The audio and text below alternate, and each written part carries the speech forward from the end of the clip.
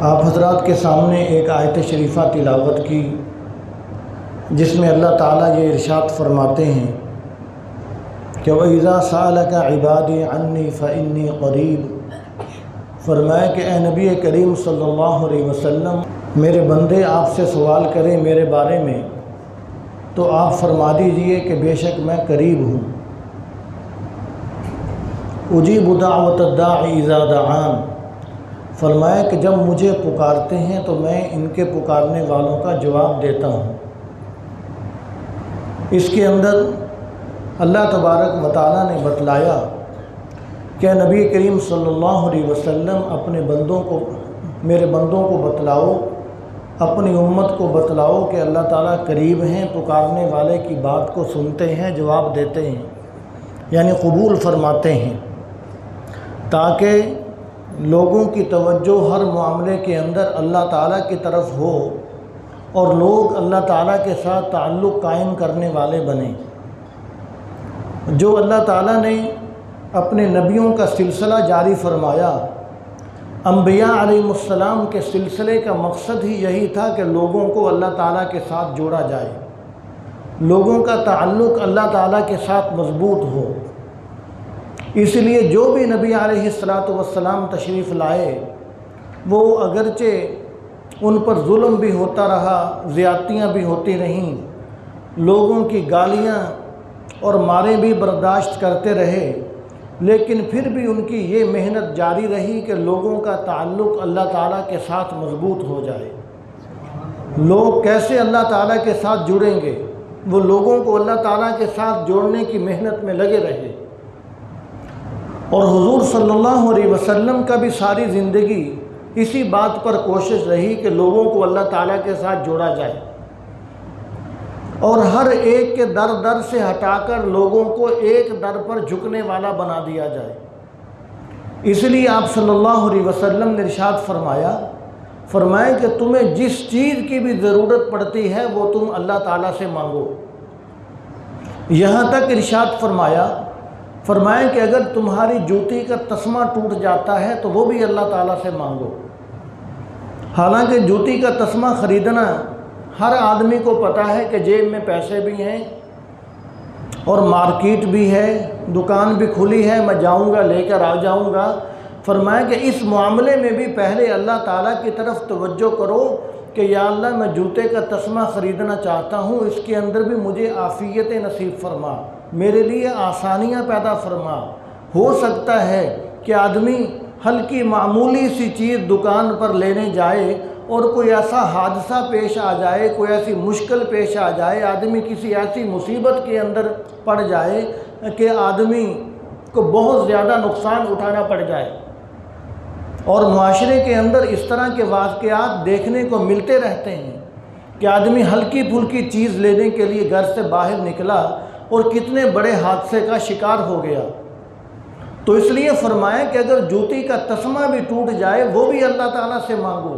جوتی کا تسمہ حاصل کرنے کے لیے بھی اللہ تعالیٰ سے عافیت مانگو۔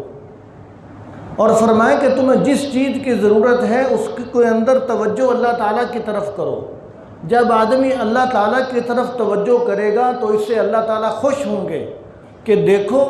میرے بندے کی جیب میں پیسے بھی ہیں، ہر چیز بظاہر سارے اسباب مہیا ہیں، میرا بندہ پھر بھی میری طرف توجہ کر رہا ہے، تو اللہ تعالیٰ اس سے خوش ہوتے ہیں۔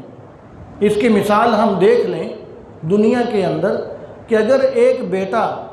کروڑوں پتی ہے، اس کے پاس سب کچھ ہے، لیکن اس کے باوجود اس نے گاڑی خریدنی ہو تو وہ گاڑی خریدنے سے پہلے اپنے ابا سے مشورہ کرتا ہے اور پیسوں والا بیگ اپنے والد محترم کے ہاتھ کے اندر پکڑاتا ہے کہ ابا جان میں گاڑی لینا چاہتا ہوں، یہ پیسوں کا بھرا ہوا بیگ ہے، یہ میں آپ کے ہاتھ میں دے رہا ہوں، آپ میرے ساتھ چلیے، میں آپ کے ساتھ جاؤں گا، آپ شو روم پر جائیے، مجھے اس طرح کی اچھی سی گاڑی لے کر دے دیجئے۔ تو خود سوچئے کہ باپ کا دل کتنا بڑا ہو جائے گا، باپ کتنا خوش ہو جائے گا۔ حالانکہ بیٹا اکیلا جاتا، گاڑی لے کے آ جاتا، کوئی رکاوٹ نہیں تھی، پیسوں کا بیگ بھرا ہوا اس کے ہاتھ میں تھا، لیکن باپ کا دل خوش ہو گیا کہ یہ اگرچہ کروڑوں پتی ہے، اس کے پاس ہر چیز سہولت موجود ہے، تو اس کے باوجود یہ بڑا ہو چکا ہے، یہ بچوں والا ہو چکا ہے، فیملی والا ہے، اس کے باوجود یہ اپنے آپ کو میرا محتاج سمجھتا ہے، یہ سمجھتا ہے کہ میرا کوئی باپ ہے، اس کے ماتحت رہ کر میں نے چلنا ہے، باپ کا دل خوش ہوتا ہے۔ تو ویسے ہی جب جو رشتہ ایک بیٹے کا باپ کے ساتھ ہے، اس سے بڑا رشتہ ہمارا اللہ تعالیٰ کے ساتھ ہے۔ جب ہم ہر معاملے کے اندر اللہ تعالیٰ کی طرف توجہ کریں گے تو اللہ تبارک و تعالیٰ کتنے خوش ہوں گے، اور جب ہمارا باپ ہم پر خوش ہوگا، باپ ہمیں جتنا زیادہ نوازے گا اتنا نہیں نواز سکتا جتنا اللہ تبارک و تعالیٰ اپنے بندوں کو نوازیں گے۔ باپ زیادہ سے زیادہ کیا کرے گا؟ باپ جھولی اٹھا کر بیٹے کے حق میں دعا کر دے گا، اللہ تعالیٰ کے سامنے التجائیں کرے گا، دعائیں کرے گا، اپنے بیٹے کے حق میں اللہ تعالیٰ سے مانگے گا۔ تو اللہ تبارک و تعالیٰ نے تو کسی سے نہیں مانگنا، اللہ تعالیٰ تو خود انعامات اور رحمتوں کی نوازشات اور بارشیں کر دیں گے۔ تو اس لیے آپ صلی اللہ علیہ وسلم کی یہ کوشش رہی کہ اللہ کے بندوں کو اللہ تبارک و تعالیٰ کے ساتھ جوڑا جائے، تاکہ بندوں کا تعلق اللہ تعالیٰ کے ساتھ مضبوط ہو جائے۔ اور آج بھی آپ صلی اللہ علیہ وسلم کے تشریف لے جانے کے بعد صحابہ کرام نے، پھر تابعین نے، تبع تابعین نے، آج تک بزرگوں کی محنت یہی رہی ہے کہ کیسے لوگوں کو اللہ تبارک و تعالیٰ کے در پر جھکایا جائے اور کیسے لوگوں کو اللہ تبارک و تعالیٰ کے ساتھ جوڑا جائے، اور آپ صلی اللہ علیہ وسلم کی غلامی کے اندر لوگوں کو کیسے لایا جائے۔ آج بھی اللہ والوں کی یہ محنت جاری ہے، جس کی محنت یہ ہو کہ اللہ تبارک و تعالیٰ کی وہ بات نہیں کرتا، آپ صلی اللہ علیہ وسلم کی غلامی کی بات نہیں کرتا، سنت کے مطابق چلنے کی بات نہیں کرتا، اور اللہ تبارک و تعالیٰ کی اطاعت اور فرمانبرداری کی بات نہیں کرتا،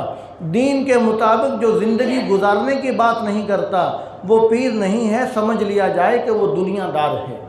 وہ دنیا دار ہے۔ ایسے لوگوں سے بچنا ہوگا، ایسا شخص کہ جو دین کی بات کرتا ہے، اللہ تبارک و تعالیٰ کے ساتھ تعلق مضبوط کرنے کی بات کرتا ہے، آپ صلی اللہ علیہ وسلم کی سنت کے مطابق چلنے کی بات کرتا ہے، دین کے مطابق، شریعت کے مطابق زندگی گزارنے کی بات کرتا ہے، تو وہ پیر ہے، وہ بہتر رہنما ہے، وہ اللہ تبارک و تعالیٰ کے ساتھ لوگوں کو جوڑنے والا ہے۔ ہمیں چاہیے کہ ہم ایسے لوگوں کے ساتھ اپنا تعلق قائم کیا کریں تاکہ ہمارا تعلق اللہ تبارک و تعالیٰ کے ساتھ مضبوط ہو جائے۔ اور آپ صلی اللہ علیہ وسلم نے بھی اس بات کی محنت فرمائی، اور آج بھی اولیاء کرام کی، بزرگوں کی، اکابرین کی یہی محنت ہے کہ کس طرح لوگوں کا تعلق اللہ تعالیٰ کے ساتھ مضبوط ہو جائے، اور کس طرح لوگ رحمت دو عالم صلی اللہ علیہ وسلم کی غلامی اختیار کرنے والے بنیں اور آپ کی سنت کے مطابق زندگی گزارنے والے بن جائیں۔ اور یہی سب سے بڑا کمال ہے، اس چیز کو معاشرے میں کمال نہیں سمجھا جاتا، یہ سب سے بڑا کمال ہے کہ آدمی شریعت کے اوپر پابند رہ کر زندگی گزارے۔ ایک بزرگ کے بارے میں آتا ہے کہ ایک بزرگ کی بڑی شہرت تھی، اللہ والوں کی، دنیا کے اندر بڑے مشہور تھے، بڑا ان کا نام تھا۔ تو کسی شخص نے سوچا کہ میں دیکھوں کہ ان کے اندر کیا خوبی ہے کہ جو دنیا ان کو سلام کرتی ہے، جو دنیا ان کے پاس جاتی ہے، جا کر فیض پاتی ہے، اور دنیا ان سے فائدہ حاصل کرتی ہے، آخر وہاں پر ہے کیا؟ کون سی کرامت وہ لیے بیٹھے ہیں جس کرامت کی وجہ سے دنیا ان کی طرف متوجہ ہے؟ تو وہ شخص گیا اور وہاں پر جا کر کچھ دن رہا، اور کچھ دن رہنے کے بعد کہنے لگا، جب واپس آنے لگا تو وہ کہنے لگا کہ میں نے تو آپ کا بڑا نام سنا تھا کہ فلاں بڑے بزرگ ہیں، فلاں بڑے اللہ والے ہیں، یہ ہے وہ ہے، وہاں ہزاروں مریدین کا مجمع ہوتا ہے، تو میں اتنے دن یہاں رہا ہوں، میں نے تو آپ میں کوئی خاص بات نہیں دیکھی۔ اس کے ذہن میں یہ تھا کہ شاید وہ ہوا کے اندر اڑتے ہوں گے، شاید وہ یہ کرتے ہوں گے، وہ کرتے ہوں گے، شاید بڑی کرامات ہوں گی۔ اس کے ذہن کے اندر یہ تھا کہ میں کوئی خلاف عادت چیزیں وہاں پر جا کر دیکھوں گا۔ تو جب واپس آنے لگا تو وہ کہنے لگا میں نے تو کوئی خاص چیز یہاں پر نہیں دیکھی۔ تو وہ بزرگ فرمانے لگے کہ تو مجھے یہ بتا کہ تو نے میرا کوئی ایک کام بھی حضور صلی اللہ علیہ وسلم کی سنت سے ہٹ کر دیکھا ہے؟ تو وہ کہنے لگا کہ میں نے آپ کا ایک کام بھی حضور صلی اللہ علیہ وسلم کی سنت سے ہٹ کر نہیں دیکھا۔ تو اللہ والے فرمانے لگے کہ یہی سب سے بڑی کرامت ہے، یہی سب سے بڑی بزرگی ہے کہ آدمی کا کوئی ایک کام بھی سنت کے خلاف نہ ہو، آدمی سنت کے مطابق زندگی گزارنے والا بنے، تو یہ سب سے بڑی کرامت ہے، یہ سب سے بڑی بزرگی ہے۔ اسی کو اللہ والوں نے کہا کہ نقش قدم نبی کے ہیں، جنت کے راستے اللہ سے ملاتے ہیں سنت کے راستے۔ آدمی نبی کریم صلی اللہ علیہ وسلم کے نقش قدم پر چلے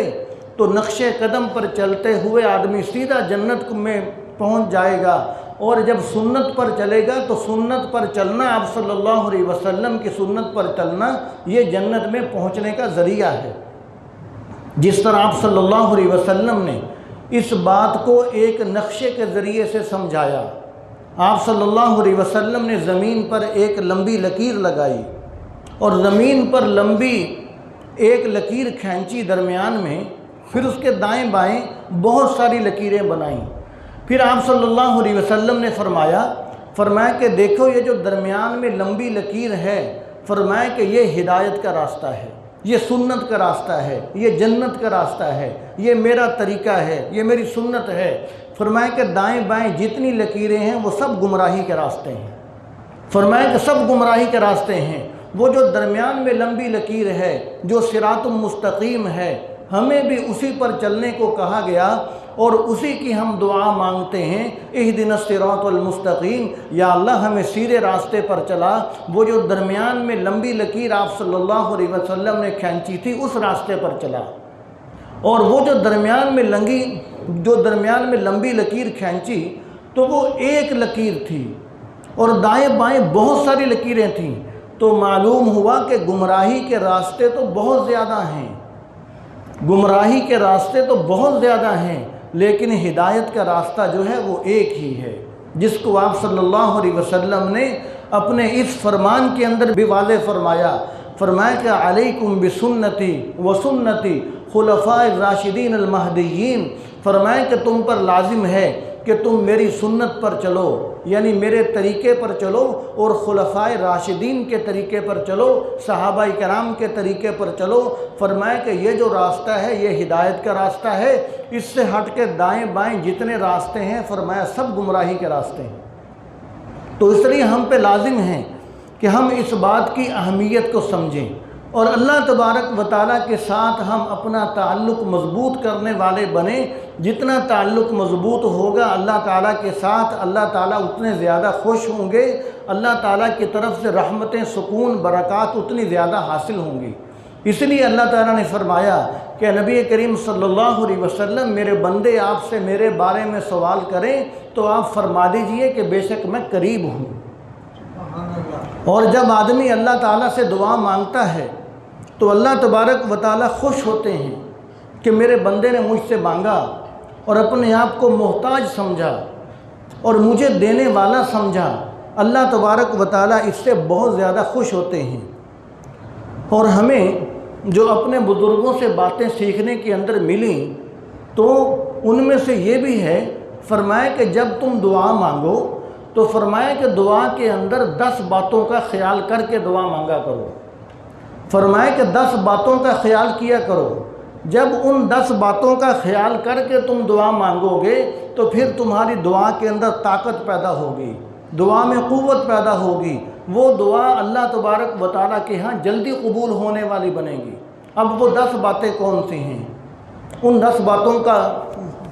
تذکرہ بڑے ہی اختصار کے ساتھ مختصر سا کرتا ہوں، اس میں تفصیل زیادہ ہے لیکن وقت تھوڑا ہے۔ ان میں سے سب سے پہلی بات تو یہ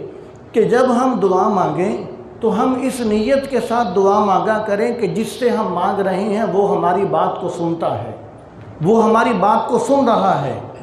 اب ہم نے کسی دوست سے مانگنی ہو کوئی چیز تو وہ دوست دور ہے، ہمیں فون کرنا پڑتا ہے، ہمیں میسج کرنا پڑتا ہے، لیکن اللہ تبارک و تعالیٰ براہ راست ہماری بات کو سن رہے ہیں۔ اس یقین کے ساتھ دعا مانگیں کہ جس سے ہم مانگ رہے ہیں وہ براہ راست ہماری باتوں کو سن رہا ہے۔ ایک تو یہ دعا میں ہمارا یقین ہونا چاہیے، اور دوسرا یقین ہمارا یہ ہونا چاہیے کہ جس سے ہم مانگ رہے ہیں وہ ہماری محتاجی کو بھی جانتا ہے، وہ ہماری ضرورت کو بھی جانتا ہے۔ دنیا کے اندر آدمی لوگوں سے مانگتا ہے، لیکن جس سے ہم مانگ رہے ہوتے ہیں وہ اس کے ذہن میں یہ بات بھی آ رہی ہوتی ہے کہ اس کو کوئی ضرورت نہیں ہے، اس کی تو عادت ہے مانگنے کی، اس کو تو مانگنے کی عادت ہے، اس کو کوئی ضرورت نہیں ہے۔ دنیا والا ہمارے بارے میں یہ سوچ سکتا ہے، اور لوگ سوچتے ہیں کہ اس کو مانگنے کی عادت ہے، اس کو کوئی ضرورت نہیں ہے، اس کے گھر میں بہت کچھ پڑا ہے۔ لیکن جب ہم اللہ تعالیٰ سے مانگیں تو اس یقین کے ساتھ مانگیں کہ وہ ذات جانتی ہے کہ میں واقعتاً ضرورت مند ہوں، وہ میری ضرورت کو جانتا ہے۔ اور پھر تیسری بات، ہمیں یہ یقین ہونا چاہیے کہ اللہ تعالیٰ سے جو ہم مانگ رہے ہیں وہ چیز اللہ تعالیٰ کے پاس ہے، جس سے ہم مانگ رہے ہیں وہ چیز اس کے پاس ہے۔ اب دنیا کے اندر کتنے باتیں، کتنے معاملات ایسے ہوتے ہیں کہ ہم کسی سے کوئی چیز مانگتے ہیں تو مانگنے کے بعد پتہ چلتا ہے جی اس کے پاس تو وہ ہے ہی نہیں، وہ کہتا ہے میرے پاس تو یہ چیز نہیں ہے۔ لیکن اللہ تعالیٰ سے ہم جو بھی مانگتے ہیں وہ اللہ تعالیٰ کے پاس ہے، اس یقین کے ساتھ ہمیں اللہ تعالیٰ سے مانگنا چاہیے۔ اور پھر چوتھی بات یہ کہ اللہ تعالیٰ سے جو ہم مانگ رہے ہیں وہ فی الحال اسی وقت وہ دینے پر قادر ہے، وہ اسی وقت دینا چاہے وہ دے سکتا ہے۔ دنیا کے اندر ہم لوگوں سے کوئی چیز مانگتے ہیں تو وہ کہتا ہے کہ میں دے تو دوں گا لیکن اس وقت وہ میرے پاس نہیں ہے، سال مہینہ صبر کر لیں، ہفتہ 2 ہفتے صبر کر لیں، وہ چیز میرے پاس آ جائے گی پھر میں دے دوں گا۔ لیکن اللہ تعالیٰ سے جب ہم مانگتے ہیں تو ہمیں یہ یقین ہونا چاہیے کہ وہ ذات فی الحال اسی وقت وہ دینے پر قادر ہے۔ اور پانچویں بات، ہمیں اس بات کا یقین ہونا چاہیے کہ اللہ تعالیٰ سے ہم جو مانگ رہے ہیں اس چیز کے اندر اس کا کوئی شریک نہیں ہے۔ دنیا کے اندر ہم دنیا والے سے کسی سے کوئی چیز مانگتے ہیں تو وہ کہہ دیتا ہے کہ میری یہ چیز اکیلے کی نہیں ہے، میرا ایک حصے دار بھی ہے، کوئی اس میں شریک بھی ہے، کوئی حصے دار ہے، میں پہلے اپنے ساتھی سے پوچھوں گا پھر بتاؤں گا، میں اکیلا فیصلہ نہیں کر سکتا۔ لیکن اللہ تعالیٰ کی ذات ایسی ہے، اس کا کوئی حصے دار نہیں ہے، اس کا کوئی شریک نہیں ہے۔ جب آدمی اللہ تعالیٰ سے مانگتا ہے تو اس یقین سے مانگے کہ اس کا کوئی حصے دار نہیں، وہ فی الفور دینے پر قادر ہے، اس کو کسی سے پوچھنے کی ضرورت بھی نہیں ہے۔ اور پھر چھٹی بات، ہم اس یقین کے ساتھ ہم دعا مانگا کریں کہ جس سے ہم مانگ رہے ہیں وہ ذات سخی ہے، وہ ذات سخی ہے۔ دنیا کے اندر بعض دفعہ یہ بھی ہوتا ہے کہ ہم لوگوں سے کوئی چیز مانگتے ہیں، ہم بعد میں گھر آ کر کہتے ہیں کہ میں نے تو اس کو بڑا سخی سمجھا تھا، اس سے واسطہ پڑا تو مجھے پتہ چلا کہ وہ تو سخی نہیں ہے، وہ تو کنجوس ہے پرلے درجے کا۔ لیکن جب اللہ تعالیٰ سے ہم دعا مانگیں، کوئی بھی چیز مانگیں، تو ہمیں یہ یقین ہونا چاہیے کہ وہ سخی ہے، وہ ضرور دے گا، اس کو کوئی پرواہ نہیں ہے۔ اور پھر ساتویں بات یہ کہ اس یقین کے ساتھ ہم دعا مانگیں کہ جس سے ہم مانگ رہے ہیں وہ مانگنے سے ناراض نہیں ہوتا، وہ مانگنے سے خوش ہوتا ہے، اس سے ہم بار بار مانگیں گے وہ اور زیادہ خوش ہوگا۔ دنیا والوں سے ایک مرتبہ مانگا جائے دے دے گا، دوسری مرتبہ دے دے گا، تیسری مرتبہ وہ ہمیں دیکھ کر راستہ بدل لے گا، گھر میں چھپ جائے گا، ہمارا فون سننا چھوڑ دے گا، اس لیے کہ یار اس نے پھر کچھ نہ کچھ مانگنا ہوگا، اس نے پھر کچھ نہ کچھ مانگنا ہوگا۔ لیکن اللہ تعالیٰ کی ذات دیکھیے، وہ ذات ایسی ہے کہ وہ مانگنے سے ناراض نہیں ہوتا، جو جتنا زیادہ مانگتا ہے وہ اس کے اتنا زیادہ قریب آ جاتا ہے، وہ اتنا زیادہ خوش ہو جاتا ہے، وہ اتنا زیادہ راضی ہوتا ہے۔ اور آٹھویں بات، ہمیں اس یقین کے ساتھ مانگنا چاہیے کہ جس ذات سے ہم مانگ رہے ہیں، جس سے ہم مانگ رہے ہیں وہی دینے والا ہے، اس کے علاوہ اور کوئی دینے والا نہیں ہے۔ اس کی مثال یوں دی جاتی ہے کہ جیسے اشارے پر گاڑی کھڑی ہوتی ہے تو اب ایک اشارے پر کافی ساری گاڑیاں رکتی ہیں آ کر، تو ایک فقیر مانگنے والا آتا ہے، وہ ایک گاڑی والے کے پاس آتا ہے تو وہ دیکھتا ہے کہ یہ دے گا یا نہیں دے گا. اگر دے گا تو ٹھیک، اگر نہیں دے گا تو وہ فوراً دوسری گاڑی کے والے کے پاس پہنچ جاتا ہے. وہ اگر نہیں دیتا تو فوراً تیسری گاڑی والے کے پاس جاتا ہے. اس کو پتہ ہے کہ اشارہ کھلنے سے پہلے میں نے کافی گاڑیوں والوں سے مانگنا ہے، اس لیے کہ یہ نہیں دے گا تو وہ دے دے گا، وہ نہیں دے گا تو وہ دے گا، وہ نہیں دے گا تو کوئی چوتھی گاڑی والا دے گا، کوئی پانچویں گاڑی والا دے گا، یہ نہیں دے گا تو کوئی اور دے دے گا. لیکن جب ہم اللہ تعالیٰ سے مانگیں تو اس یقین کے ساتھ مانگیں کہ وہی دینے والا، اس کے علاوہ ہے ہی کوئی نہیں.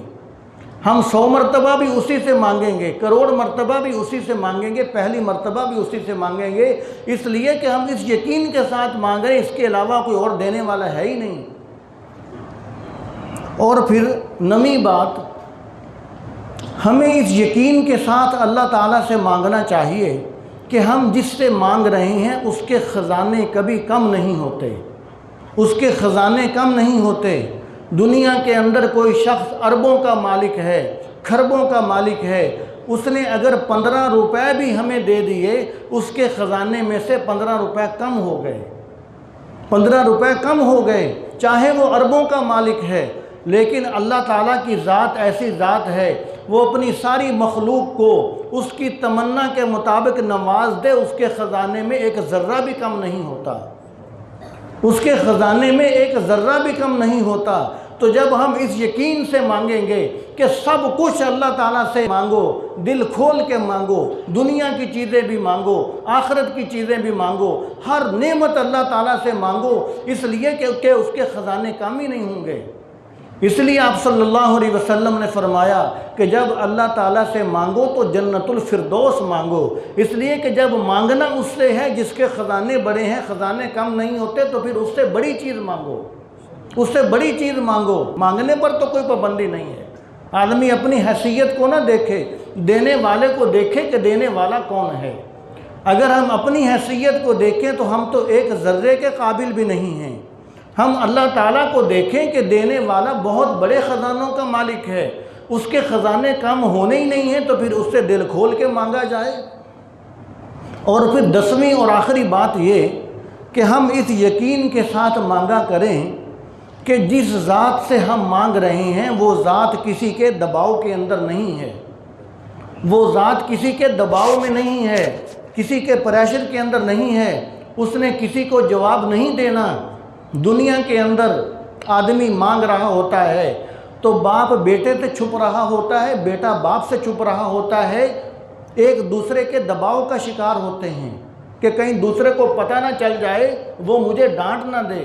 لیکن اللہ تبارک و تعالیٰ کی ذات ایسی ہے، اس پر کسی کا پریشر نہیں ہے، وہ کسی کے دباؤ میں نہیں ہے. اس سے کوئی نہیں پوچھ سکتا کہ تم نے کہ جی آپ نے اس کو اتنا زیادہ کیوں دے دیا، اس کو کیوں نہیں دیا، اس کو تھوڑا دینا تھا، یہ کیوں دیا، وہ کیوں دیا. اس سے کوئی پوچھنے والا نہیں، وہ کسی کے دباؤ میں نہیں ہے. تو جب ہم اس یقین سے اللہ تبارک و تعالیٰ سے مانگیں گے تو پھر دعاؤں کے اندر پختگی پیدا ہوگی، دعاؤں کے اندر جان آئے گی. اللہ تبارک و تعالیٰ دیکھیں گے کہ جب میرا بندہ میرے بارے میں اتنا زبردست یقین رکھتا ہے تو اللہ تعالیٰ نے تو گمان کے بارے میں فرما دیا کہ انا عند ظن عبدی بھی، کہ میرا بندہ میرے بارے میں جو گمان بھی کرتا ہے میں اس کے مطابق فیصلہ کر دیتا ہوں. تو گمان سے اگلا درجہ یقین کا ہے. جب آدمی ان چیزوں کا یقین اپنے دل کے اندر بٹھا لے گا تو اللہ تبارک و تعالیٰ دین دنیا کی نعمتیں اس کو دے دیں گے،